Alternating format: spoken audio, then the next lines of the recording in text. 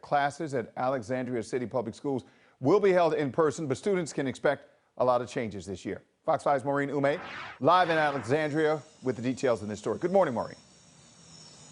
Good morning to you. Yeah, it's an exciting day here at Alexandria City Public Schools. For the first time in quite some months, students will be back in school full time for in-person learning this morning. 16,000 plus students will be heading back to school today. But as you said, there will be some changes they will notice. Nothing too unfamiliar to them when they went back to school for part-time learning last semester. But definitely those mask mandates will definitely be in place here in Alexandria City Public Schools.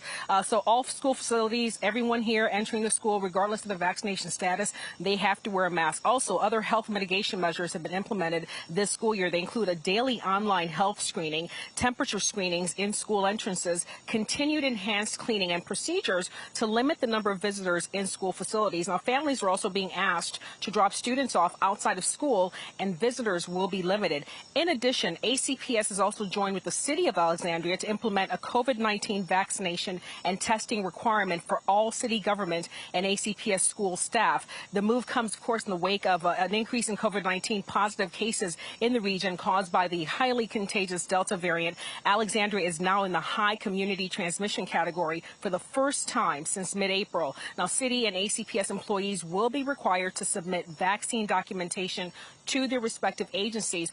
All employees who are unvaccinated or choose not to disclose their vaccination status will be required to be tested weekly for COVID-19. So those are some of the changes that you'll see this year, really in line with a lot of school districts heading back to school and trying to make sure that they have every safety precaution in place. Coming up later this morning, we will be talking to Alexandria City Public Schools Superintendent to talk more about these measures that have now been implemented and also how they expect it to play out this school year. Also, there are a lot of other issues here that the school district is facing, including bus driver shortages, so we'll talk a little bit about that as well. But full slate ahead this morning as these students finally head back to school after so many months of this hybrid learning. I know a lot of students, a lot of parents, they're excited to finally have this be a reality this morning. Back to you. Absolutely, Maureen. Looking forward to those interviews.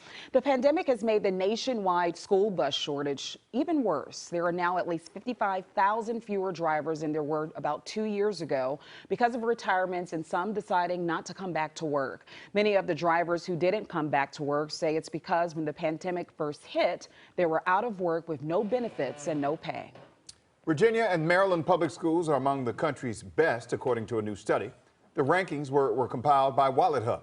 Now, they looked at things like graduation rates, test scores, and even digital learning options offered during the pandemic. Now, both Virginia and Maryland were in the top 10. Virginia at number 4, Maryland number 6.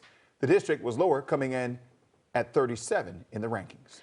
Well, coming up, it's now 4:36. Nothing ruins a day at the beach like an aggressive cow.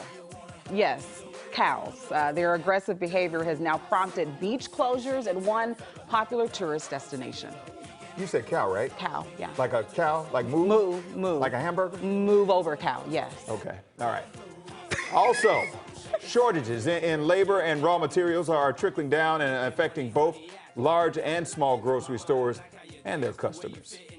Like a cow, right? How does a cow get on the beach? How does it?